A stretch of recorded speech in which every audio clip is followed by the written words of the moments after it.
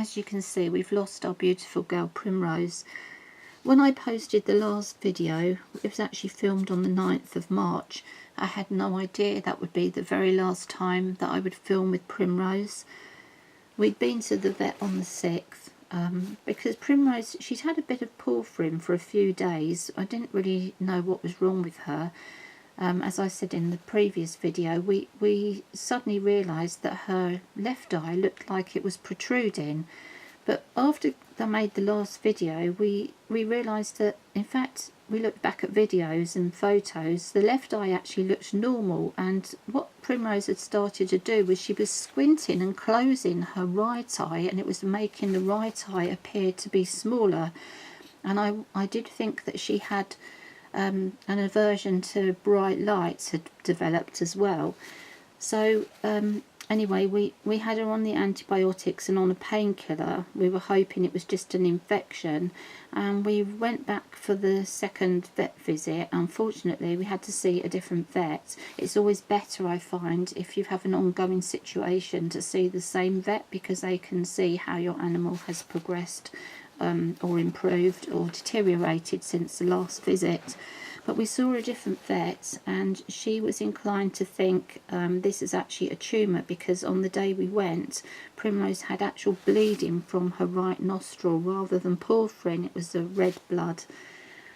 And she said to me, I think she has a tumour in her nasal passages or behind her eye, but we should carry on the treatment because she's quite bright. We should carry on the treatment for another week, but if it doesn't work, then we should seriously consider having her put to sleep, because it won't get better if it's a tumour and there's no other treatment.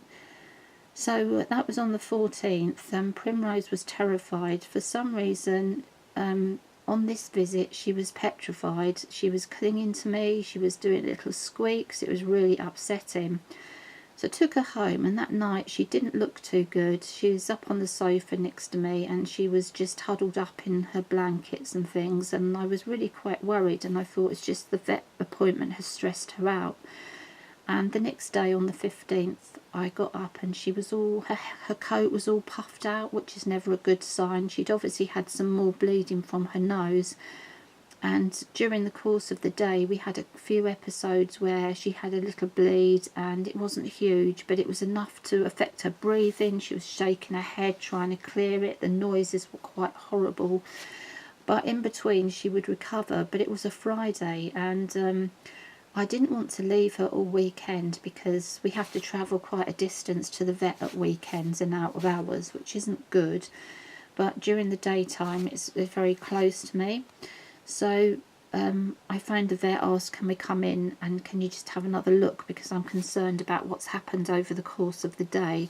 And when we got there, I mean, I just knew these antibiotics were not working. There'd been absolutely no improvement at all, and she'd been on them nearly 2 weeks by then. So we went to the vet. Poor Primmy was really, really scared. She was absolutely clinging to me. She was doing these little squeaks. It was really upsetting me. It's like she didn't want me to leave her or put her on the table or anything.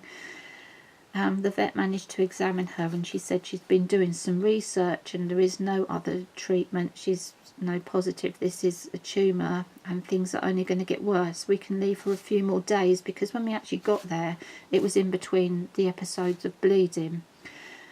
But I was really upset, Primmy was, and I thought to myself, if my anxiety is she will have a hemorrhage, we'll have to rush to the vet, it could be really traumatic. We know it's not going to get better now. And I find her, she's died on her own in the night, and I just couldn't bear the thought of her suffering more, and also keep going back to the vet. Each time we go back, she's getting more and more scared. So I really didn't know what to do for the best. So in the end, I decided, I could see she has lost weight, she has deteriorated, that I have her put to sleep now. I'm still not 100% sure whether I should have left her a few more days, but I've since spoken to other vets, my friend of mine who's a retired vet, and I think that it was the best thing to do, but I feel cheated. That Primrose had no mammary tumours. She was otherwise, until this, she was so healthy. And I just feel that, you know, this is so upsetting. I thought she'd be the little old lady that got to 3, went just past 3 even, and went in her sleep and didn't have all these traumas in her life. So she was 2 years and 9 months, and she's gone, and that is it. I have no more girls.